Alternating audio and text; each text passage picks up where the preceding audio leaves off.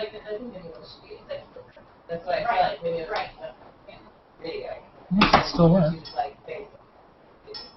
Okay. Okay, great. Okay, if you guys want to come over, it is we are broadcasting for show and tell. People will be here shortly. Okay, some folks are coming in. Hey, John Jr. Hey, How's it going? Oh, hey, how are you? Hi, Becky. Hello, everybody. You want to let some folks get in the room? Yeah. Okay. Do the chat for them. And then you'll come back to do the Stampy Stamp. Yeah, I'll come swing around to the sample chat. Oh, you do it better now. Oh, she has a, that's a package. Oh, that's a package one to show the package one. Look, I have this here. Yeah, nice. Nice. This is just, what's this? Is it your demo, or what is this? Yeah, that was the first try. That was three packs. Oh, yeah. It's the same as Oh, this I see. one, but it's got ink on it. And I wanted to show Oh, the that's haloing. definitely not different. No, it's just this. And the haloing is, like that one has haloing because I cut it a little wider Yeah. too, and this one doesn't have so much haloing. This is, It still has a little haloing in the middle. you can cut it. I know, I can cut it out. But while it's in here, I can't cut it out its own stuff. You can't like hold it with this and just like. Yeah, if you do, yeah, it's just, it's risky to do when I'm, when it's not like between 9:30 and 2 earlier in the day. Yeah, I usually. cut myself later in the day when I get sharpness. Okay. Do not apply razor blades to Becky after midnight. Do not get wet. Do not. Okay, Lance is here. We're taking it. We'll go with that. Hey, Lance, how's it going? We're going to be starting up in a few minutes. Knives on like autistic cereals. I learned it in college. From all of my classmates who came in the next day from class with these big bandages all over their fingers. Like, I was doing my reading homework at 2 in the morning,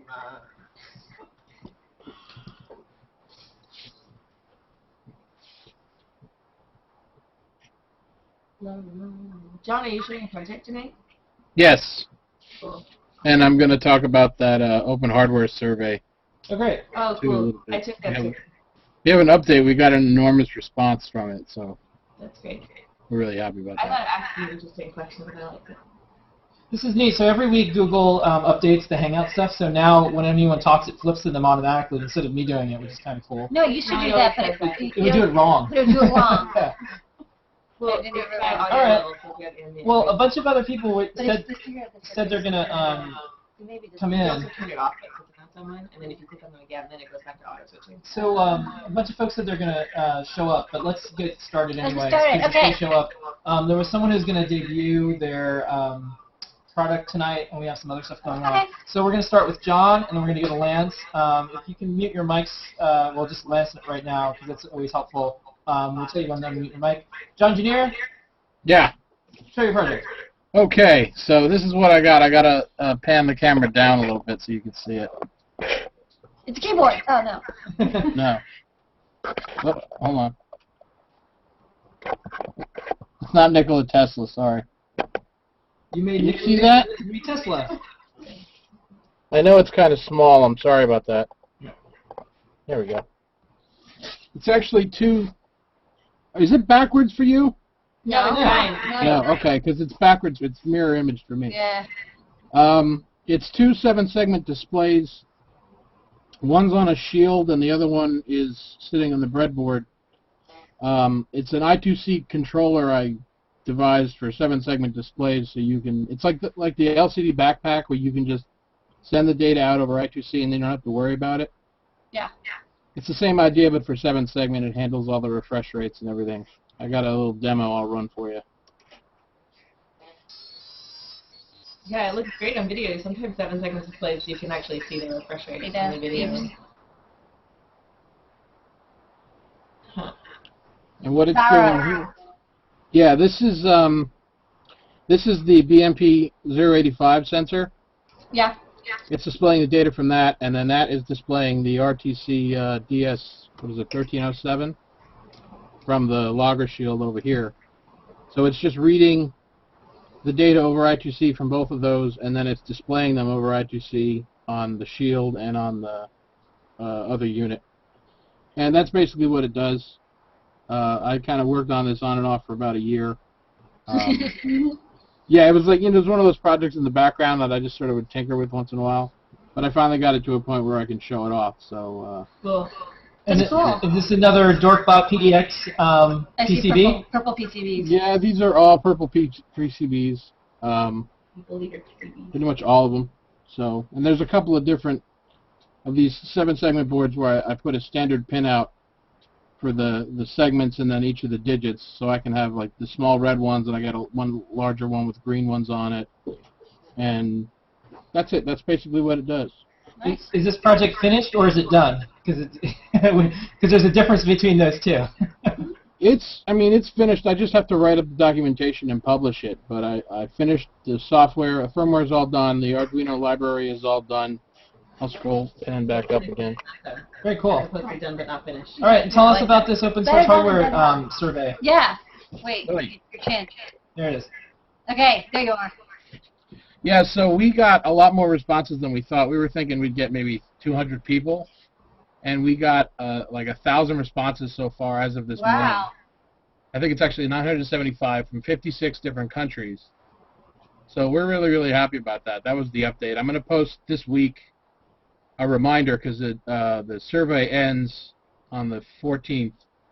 So I'm just going to post up a little reminder about that. But that's all I wanted to mention. I Yeah, thought and that what's was the really goal? great. What's the goal of the survey for folks who don't know about it? Well, we wanted to sort of get a snapshot demographically of the people who are involved in open source hardware. We kind of, you can kind of get a snapshot at the summit by looking around, but it doesn't really tell you what percentage of people are there are actually making a living from it, how much money is actually going in and out of the industry. Because I know you did that survey, it was like a year and a half ago, Phil. Yeah. 2 years ago. Everybody's been asking me to keep writing those articles, but it's just too big for one person, and I can't do it. There's too many open source hardware people, company efforts. Yeah, it took you a week just to get like the It's 10 points impossible. data. So when you mentioned this survey, I was really happy because it's not possible for one person to do this research anymore. So this is great. And it's going to be published, or what's the data going Yeah. to do? When it's done, we're going to sort of collate the data and put it all together, and then we're going to publish it. I don't know, I can't speak for Katerina, but I'm sure that it will be done by the time the summit happens in September. We'll have some data to share with everybody, Okay, cool. and probably release like a report or something like that with all the information in it. I'd like to see some Yeah. pie charts. What's happening That's right now is when people do like a thesis on it or something, they'll ask permission for me for my data points from like 2 years ago, Mm-hmm. and I'm like, I don't know, like it's bigger, it's better, it's awesome, but it's really old Yeah. stuff. So that's good news. Yeah, when you did it, I mean, it was mostly, there weren't nearly as many players as there are now. And there's sort of a lot more like micro firms now than there are. I mean, there's you and SparkFun and the other big ones, but there's so many like individuals that are just selling their designs now Yeah. and sharing their designs. So it's pretty cool. I was really happy when she sent me those numbers this morning. I was like, oh wow, 1,000 people, that's great, and it's still got a week to go. So Yeah. I mean, I actually remember when there was 5 people doing open source hardware. Easy. That was like. I remember when it was easy. 5.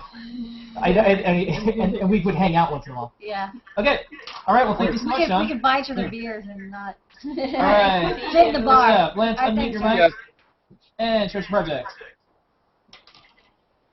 No. Can no. you hear me? Yep. Oh, Yeah, yeah, okay. just a little lag. No? Yes. Okay. Okay, so this is my first project, and as you can see, we're in my garage here. It's already installed and in production. So you know how some people set up a tennis ball so when their car comes into the garage, it hits the windshield?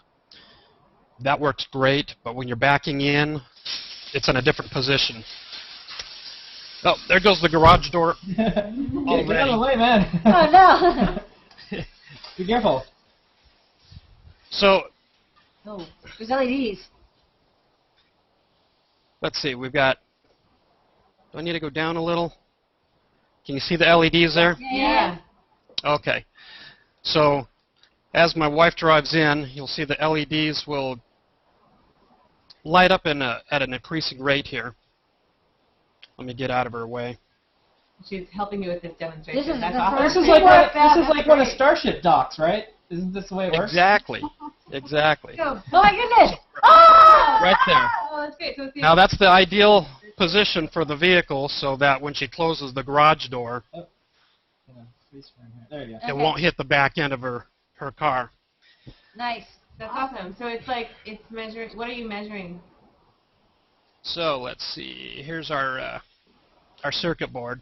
So Yeah. I used an ATmega 328 chip, 595 chip for the LEDs to cycle through.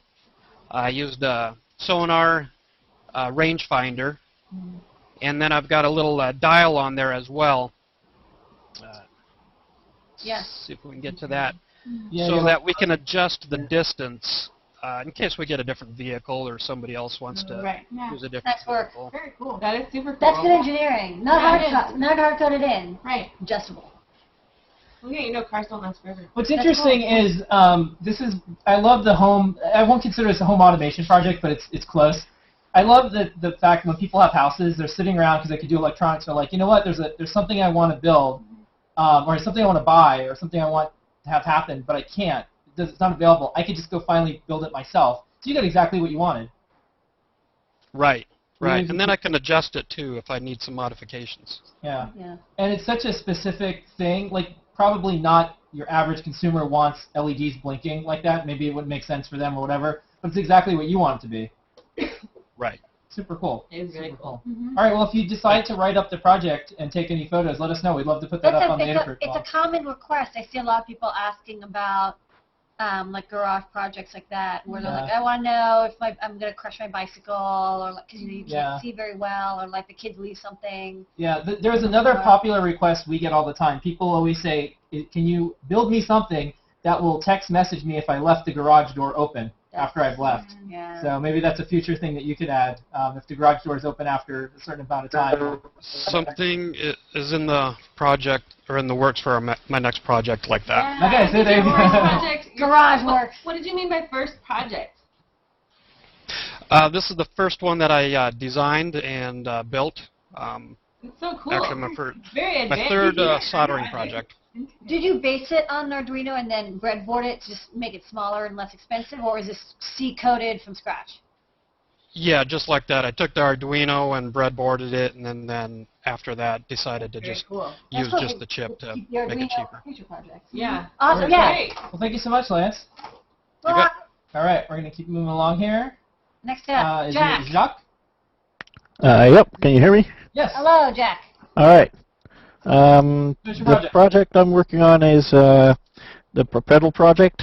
You featured this on the Adafruit blog in October, I think.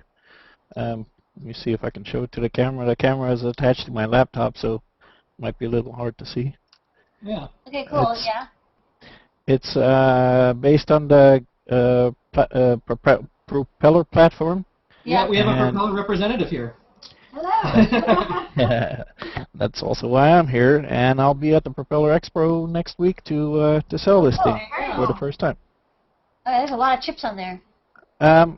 Actually, it's not that many. It's the top one here is a 6502, Okay. and this one is a memory chip. It's 128 kilobytes, and there's some glue logic down here So you have two to processors. You have a propeller and a 6502.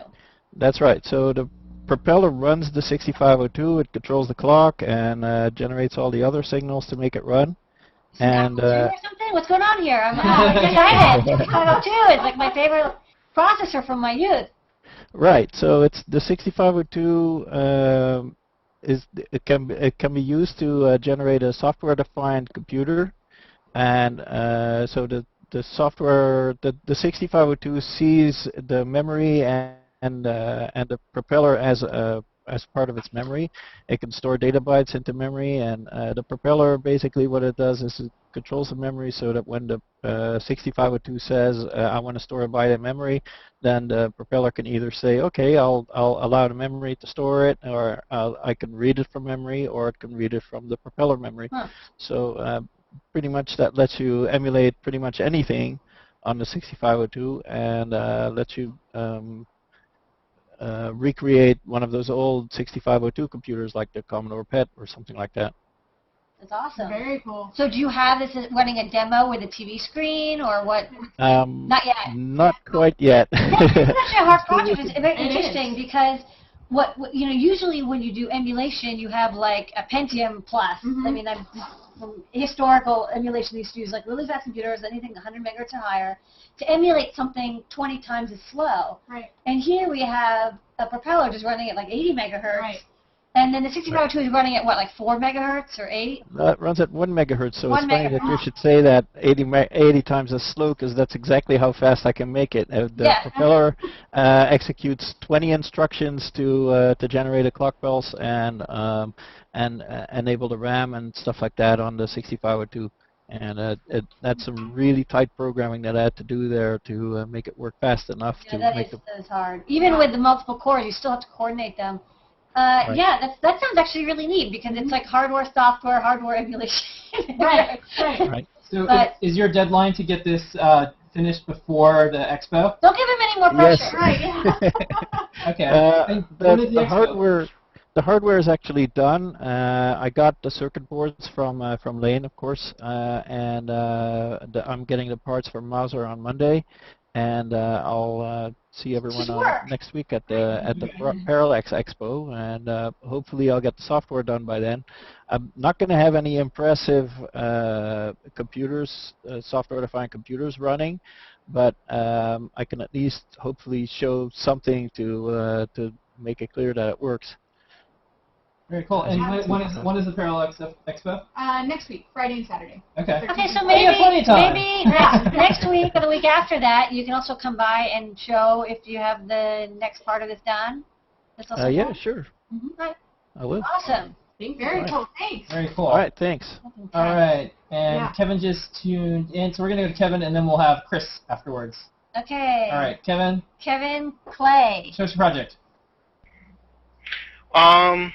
Hey all. So a few weeks ago, I picked up your ARDX Arduino kit, and I was working through a couple of the projects in there. The 8-bit counter using the SPI, as well as the cool LED scroller, I guess it would be. So I decided to put them into a single project and put it all together. If you can see that, it should. It's a lot of LEDs. So yeah, it is. It uses, I think, 18 LEDs, and the red ones just That's count, awesome. and the blue or the green ones are scrolling back and forth.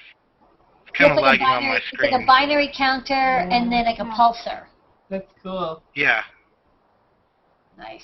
Excellent. You This went, is mesmerizing. It is, yeah. It's It also is. confusing your web camera a lot. Yeah. That's cool. So what do you have a plan to like make this into another project, or this is just like your experiment?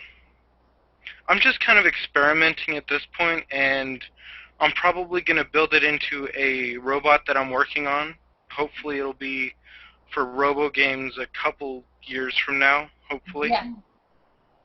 It's a good goal to have. it's a good timeline. Yeah, see, Yeah. see, that's actually a little bit smarter than saying I'm going to have it done in a week if I just get the parts in.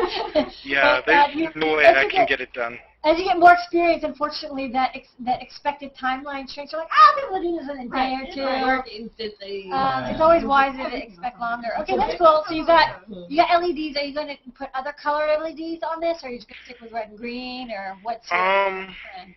I think for the time being it's going to be red and green, but it may change depending on how the bot styling goes and how the entire project decides to turn out. Okay, cool. Okay, right on. Well, thank you so All much, Kevin.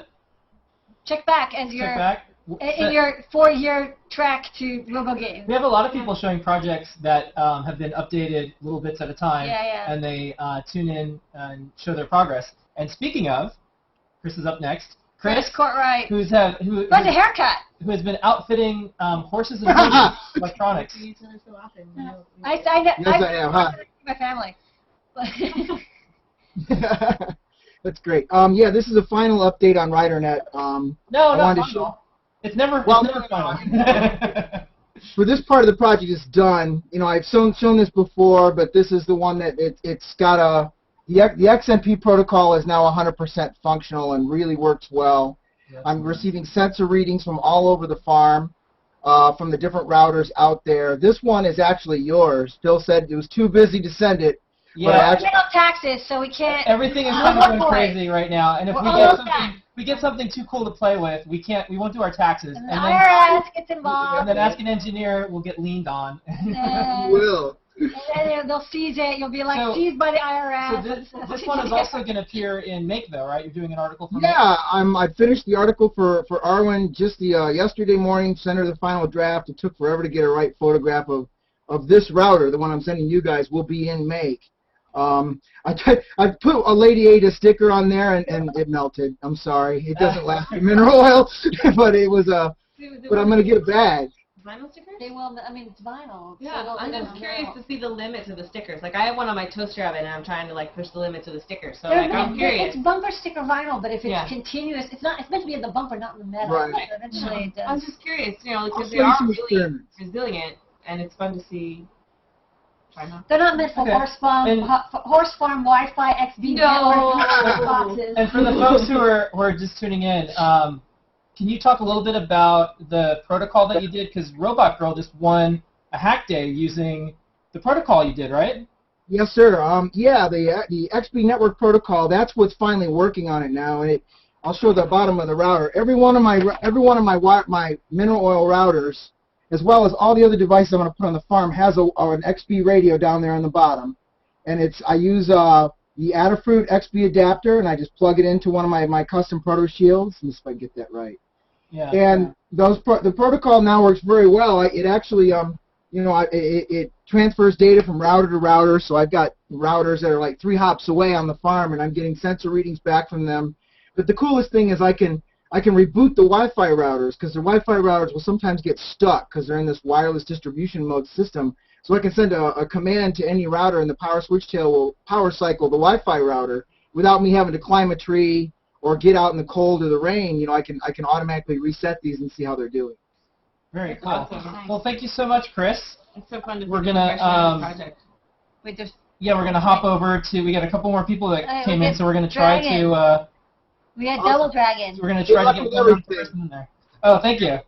All right, so we got a frozen Filbergez, and then we got a live Filbergez. Let's see which one is the right one. I think that one's frozen. I think they're both frozen. That's fun. His Yeah. scary avatar, Silver Kids. That's the dragon. Oh Come back, dragon. no. We only have a couple minutes anyway, so we might end this, unless Phil can get back in.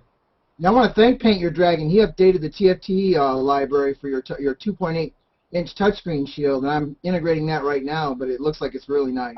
Yeah, I just did a major rewrite of the library, and we got to post about it. It's still not mega compatible, so that's why I haven't blogged it yet. He's back. Okay. All right. It's Yay! Filbergez, Yay! You made it. All right. So Phil part of the Adafruit team. This is the first time we've had him on Show and Tell. This Hello. is the good Phil, Hi. and this is The the what? No, you're the good Phil. I am. I've been Yeah. promoted to good. Yes. Awesome. I'm Hey, sorry I'm I'm looking good. back and forth. You're I got my transporter. computer, You're the good one. webcam over here. And I have, the cat is camera shy, I guess, so she just took off. I wanted to show you the cat. Next time. If you got a couple minutes, I just wanted to show you this thing behind me. Yes. What is this thing behind you? It looks like a Larson scanner, doesn't it? Kind Yes. of, yeah. Yeah, let me see. I don't know if this will work on a webcam with streaming, but let's see if this goes. Do a POV thing. Whoa. Oh, that's so cool. It works really well. Wow. It's like linear pop. That's so cool. Yeah, this came up in the forums recently. Couple people were asking about saccadic persistence of vision. And I had built this a couple years ago, and I kind of resurrected it when the subject came up. It's like, yeah, I should take that to Maker Faire. So I dug this up and put it all back together, and So is it that you have? What's the deal? You have to wiggle your head back and forth. Yeah. So let me explain. Saccades are they're these little darting motions that our eyes make all the time. It's not like a nervous twitch or a defect. This is how we see. Is our eyes are always moving around. And back in the 80s, this artist Bill Bell, he came up with this idea using just one line. Recently. Yeah, he called it a light stick, and he realized you can hide this somewhere, and you look straight at it, you don't see it. But when your eyes do this darting, Yeah, from the corner of your eye. Yeah. subliminal pictures can be painted in your field of vision. And there's a whole backstory. I don't think there's time for the backstory. There's an amazing Shaggy Dog story I would love to share with you.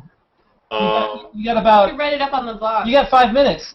I got 5 minutes. You sure? You got 5 minutes. Yes, we got 5 minutes left in the show and tell. Okay, this will blow your mind. So Loud. I'm ready. so I first read about this light stick idea. It was like maybe I was 15 or something at the time. I was just getting started in computers, but it was an article about the Exploratorium in San Francisco, and one of the things they focused on was one of these light sticks.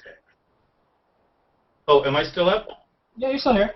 Okay, sorry, my picture switched there. Yeah. So anyway, but reading about this, even then, it really made an impression on how I think about software and hardware. That it's not all about bits and bytes. There's psychology and physiology and all these other things that really make great software. And so, okay, here's the weird bit. So that was 1,000 years ago. I moved away. I got a career. Life goes on. But that was a lesson that I've applied a lot. In projects I do. And so I'm all grown up now. I'm a maker type guy, and part of that is I like to. Here's the cat. Yeah. Oh. So I look for things to fix and tear apart. I go to garage sales and swap meets and stuff. So I'm at the thrift store, like 5 blocks from my home, looking for junk to tear apart, and I find this black box with a bunch of LEDs on it. Ooh. And I'm like, oh, cool, somebody built one of those LED display things that I read about so long ago. And, okay, long story short, it turns out what I found, this is the prototype. This is a half-scale mock-up of the display that was in the Exploratorium. Oh, cool. I actually, there's a, It ended up at a thrift store. There's a name. Well, like a VCR, they're not available. That's so weird that it found you and you found it. Exactly. Isn't that weird? Just went full circle. But the inventor's name, Bill Bell, and the date is written on here. And I mustered up the nerve. I called him one day. I'm like, hey, tell me about this box I found. And that's when I found out this was actually the prototype of that thing that I read about so long ago that made this impression on me. So I might bring this to Maker Faire too, not as my thing, but just Yeah. Historic. That's so cool. Did he say why it ended up in a thrift store?